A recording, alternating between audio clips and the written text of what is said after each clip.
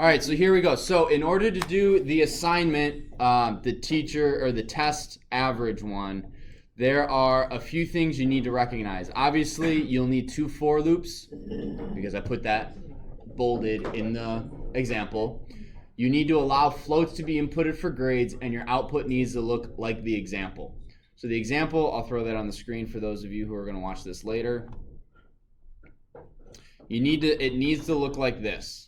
Give or take, not exactly, but I do need to know student number 1, all this, student number 2, this information. If you want to throw this print, just these lines to help differentiate and even out or space out your code, that's very good for the user, as opposed to just having 30 lines and you're trying to squint and figure out how it divides up. Also, this is a hint to how you differentiate and break up your for loops. Because if you notice that this 1, 2, 3, 4, 5, these 6 lines of code repeat for however many number of times I have students. So that should be a hint, and that's what you're going to work on in this assignment, is looking for those types of loops. Matthew and then Christine. Why does it say the average for student number 1 every single time? Oh, because I get mine to not do that either. Because that's an example error. That's a typo on my part. I copied and pasted. Oh, I made it say student 1 every time. Oh, yeah, same. That's No, not a I'm big. just kidding. If you did that, whatever. But thank you for catching that. You did. Yeah, So, what we're gonna need to do again. How many inputs do we need from the? Oh, Christine, sorry. Actually, maybe I can just ask you this later. This might take a while. Oh, okie dokie.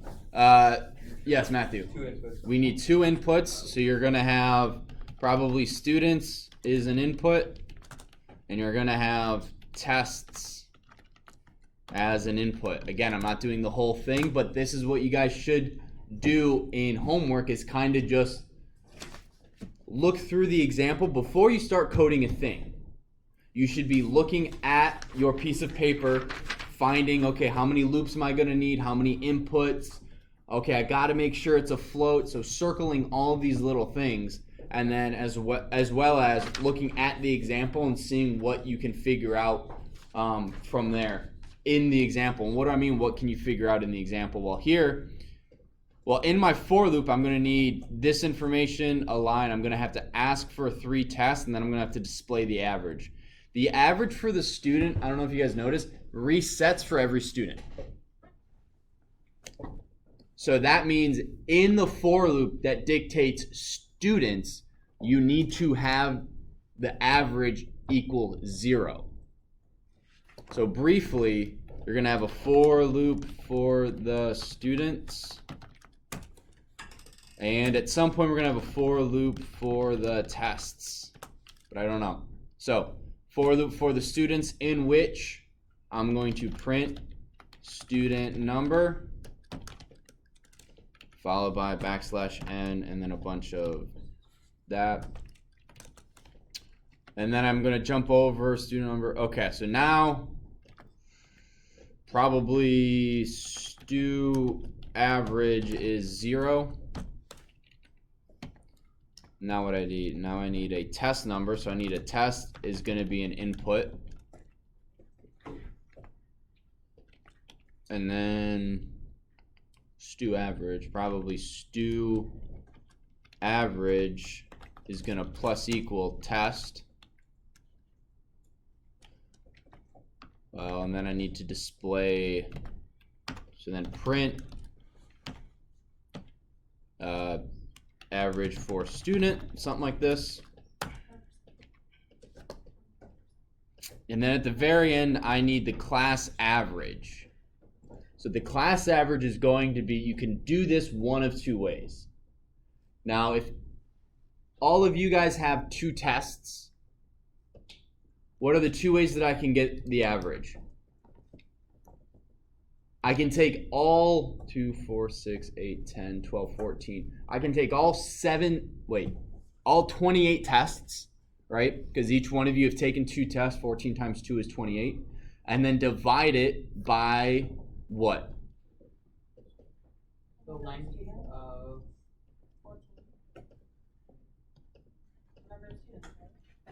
it would be the number of tests, right? So if I add all of the tests together, if I take all of the tests, if I'm adding all of the tests together, I need to divide by the number of tests. So I can do it that way, or I can do it by calculating the average of everyone and then getting the average of the averages. So instead of adding 28 numbers together, dividing it by 28, I take 14 numbers together after figuring out the average for everyone and divide it by 14. That's what I do. That's Yeah. why I said the number of students. I figured that's what it was. You can either combine all of the tests together and divide by the number of tests, or you can calculate the average for every student and then find the average of the averages. Probably the easier thing is to just add everything together and then divide by number of tests. So in order to do that, not only do we need the student average to equal the test, we would need the class average plus equal test. We'll put the class average up here. And then when we're done, we need to print average for class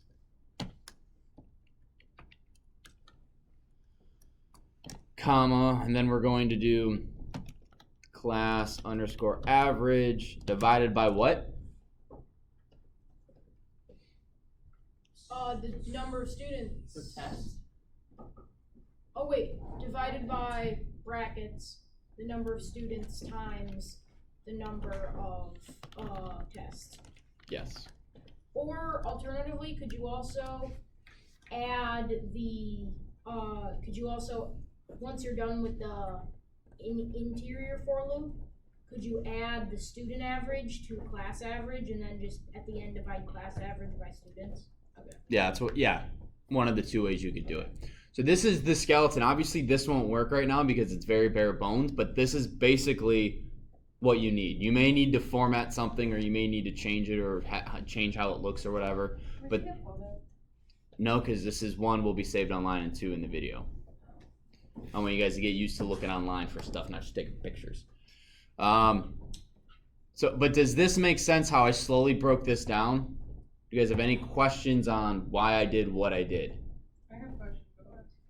Okay, yeah, that's fine. Yes, no, yes. So, you said that like this wouldn't work if like you tried to run it right now. Mm-hmm. Like what would you need to do to it for it? Well, it's for you to figure out. But like this isn't a for loop. I was gonna say. Yeah. This isn't a for loop. This is not the correct way to do an input. That sort of stuff. Yeah. So, yes. I mean, I know we already learned this, but I just forgot. Can you just do a quick reminder of how you, in a for loop, I remember how you display numbers going like once people press it or whatever. Yeah, that's one thing we'll go over. Right, but then like putting students in front of the number and all that stuff, and how you display that. Oh, so like print student number, like here? Yeah, and then just remind me how you have it alternate like student 1, student 2, student 3. Oh, that would just be something like plus str loop plus 1. Like for loop, not loop, but this would be like stew, because if you're doing whatever you have the first. you do something like this. Got it. Because it would be for student in students or something like that, or for x in range students, x plus 1. Yeah. So it would just be like that. So let me save that. Hopefully, guys, you use this as a resource and you don't just copy and paste it as your homework, because I can tell. Student resources, for loops, tests, problem. All right. So for next review, x is 1,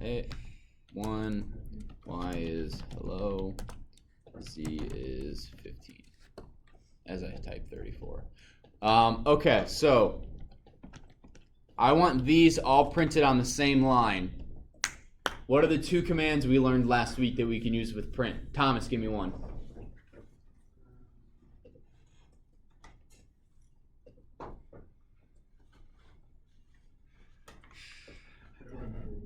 No?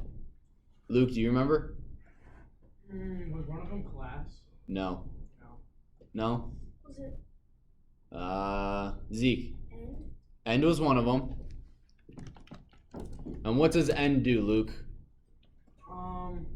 It is- How does it end a loop? It does not, but it does end. What are we putting it in? A string.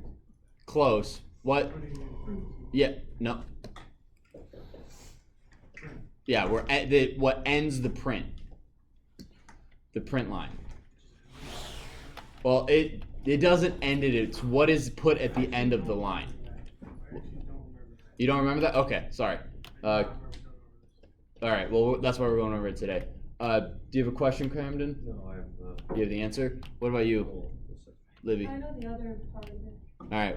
Well, what do we want to end this with, JD? What do we want to end this line with?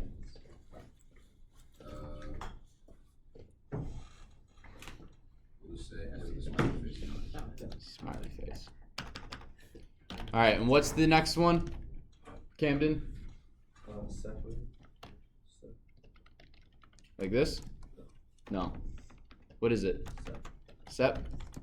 And what does this one do, Libby? It puts in between each of the variables, like each of whatever you call it. Yes. It essentially, the easy way to think of it is it tells the code what the comma should be. So what do we want this to be? If we want this to print on one line, what do we do? Carter, do you remember?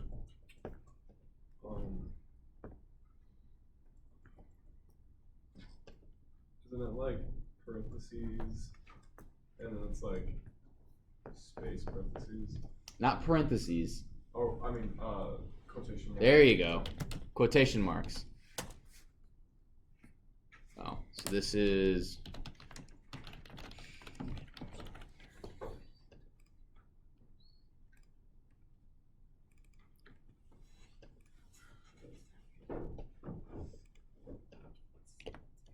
There you go. Good job. Normally what I would recommend is putting end after sep. Just because you know this is what it ends with, it just makes a little bit more sense to me. Organized? It's a little bit more organized, yeah. That's what I would do. Do you have to? Nope. The computer can take either one in either order and just go, okay, so sep means this, end means this, and it doesn't have to be in a particular order. Now, we're going to do a little vocab review. Print is known as a what, Nick? Correct. Yep. 100%. It is a void function. Bonus points. There you go. At least I think it is. Whatever. Doesn't matter. It's close enough. What are these called? X, Y, Z, sep, end.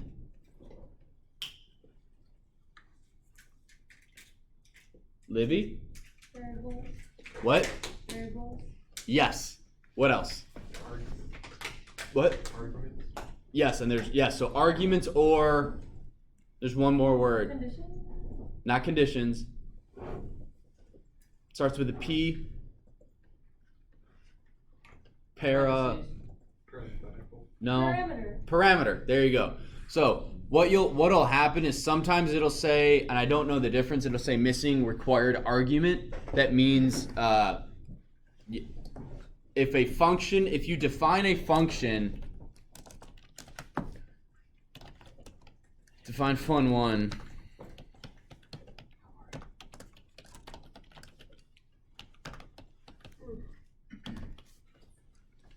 So if I run this,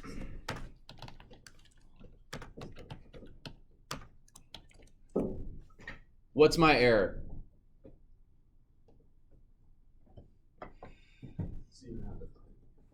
No, it's not. Z is not defined because Z is defined up here.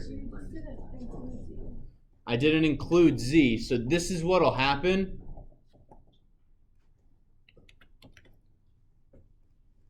you'll get this error. Fun 1 is missing one required positional argument z. So it's telling you that you define fun 1 to have 3 different arguments. And we're missing z. Whatever that is, you have x, you have y, we do not have z. So what that error means is you need to come in and change what you call it. Because if we define a function as having these variables, you cannot not call it without variables. Now the cool thing is, I can do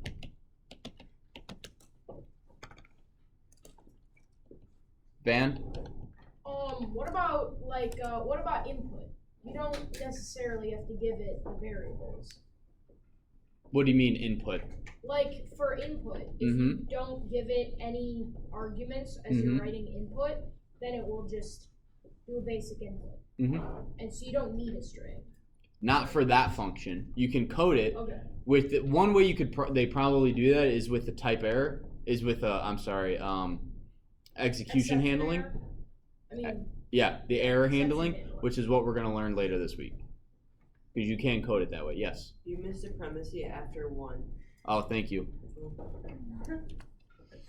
which one? Oh. So you notice that even though, real quick guys, this is really important. I don't know why half of you guys are like just staring at your screen. I don't know what you guys are doing. So if you're taking notes, awesome. If you're messing around on Facebook or YouTube or whatever,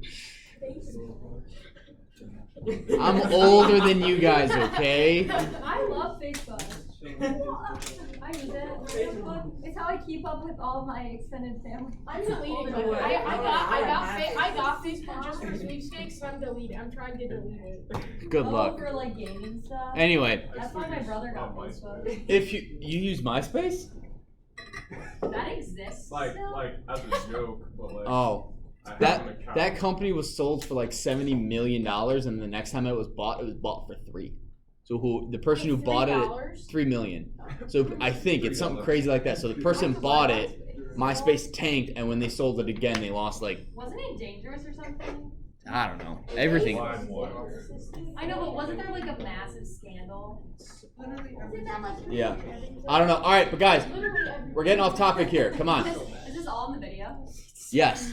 So what I want you guys to notice is that function 1, all it's saying is that it needs 3 things passed to it. And I gave it 3 strings. I can also go x, comma, x, comma, x, 1, 1, 1. I can do y, comma, y, comma, y.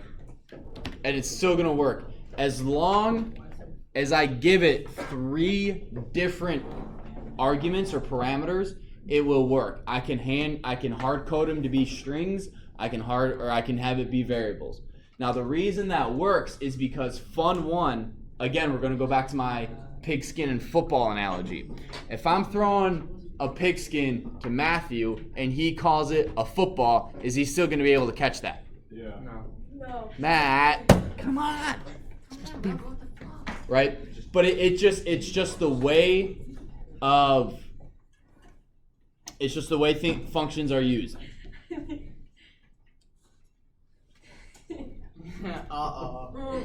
Christine. I have a question. Yes. So like if you put at the end in your, I don't know if I can call that word, when you, I don't know, when you put the period on the sentence, I guess. Could you put like 1, 1, 1 in the commas or Okay, guys, be quiet. I can't hear. Can you repeat that? can you, like, for the end thing there where it's just fun 1, Yeah? could you just put 1, 1, 1, but it still works? Yep. Okay. All So it's it's like 3 things. It just needs 3 things. It doesn't matter what those things are. And the reason why they're X, Y, Z, actually, I think you just need to differentiate them, because if I'm then going to be doing different things with those variables, I can't have the same thing called the same thing. Like if I'm doing your taxes are X and your salary is Y, I have to have 2 separate variables in order to do that. Because I have to differentiate what are your taxes and what's your salary. Whereas if when I'm getting that information, the names don't have to match. What I'm trying to get at is whatever you call, if you have variables, they do not need to match the ones that are in the definition of the function. They just have to be there. You have to have some sort of information in here and in here. What if you only put 2? Like, what if you only put X and Y? Oh, it's fine with that. Oh. But it still has to be in the function. Yeah. Okay. So what that is called passing the variable. Right? And what we're going to learn, we have 4 minutes, and I want to go over this because this is your guys' homework. But what we're going to do is we're going to have one function create variables, and then we are going to pass those variables on to another function, and then do more information. Does that make sense?